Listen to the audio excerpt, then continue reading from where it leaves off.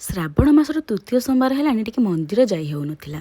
ସାରୁଙ୍କୁ ଆମର ବହୁତ କୁହାକୁହି କରିକି ଆମେ ବାହାରି ପଡ଼ିଥିଲୁ ଜଟଣୀରେ ଥିବା ଏକ ବହୁତ ହିଁ ସୁନ୍ଦର ମନ୍ଦିର। ମନ୍ଦିର ନାଁଟି ହେଉଛି ବାବା ଖରାଖିଆ ବୈଦ୍ୟନାଥ। ମନ୍ଦିରରେ ଯାଇକି ପହଞ୍ଚି ଯାଇଥିଲୁ, ଭୋଗରାଗ କିଣି ଦେଇଥିଲୁ। ଝିଅ ଦେଖି କହିଲା, ମାମା ମୁଁ ବି ଗୋଟେ ଦୀପ ନେବି। ମୁଁ କହିଲି ହଉ ଠିକ୍ ଅଛି। ଆମେ ବାହାରି ପଡ଼ିଥିଲୁ ବାବାଙ୍କର ଦର୍ଶନ କରିବାକୁ।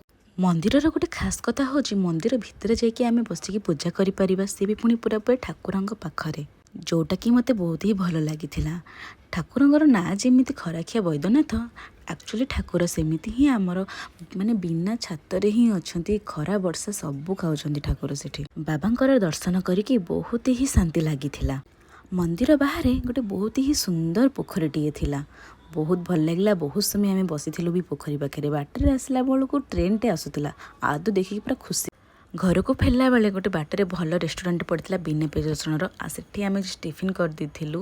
ତାପରେ ଆମେ ଘର ପାଖାପାଖି ଆମର ସେଠି ଗୋଟେ ଭଲ ସିଆରାମ ଭେଜ୍ ପୁରା ହୋଟେଲଟେ ଅଛି, ସେଠି ଆମେ ମିଲ୍ ଆଣି ଦେଇଥିଲୁ ଘରକୁ, କାରଣ ଆଉ ଟାଇମ୍ ନଥିଲା ବି କିଛି ବନେଇବା ପାଇଁ। ତ ଆଣିକି ଆମେ ଖାଇଥିଲୁ। ଦିନଟା ବହୁତ ଭଲରେ କଟି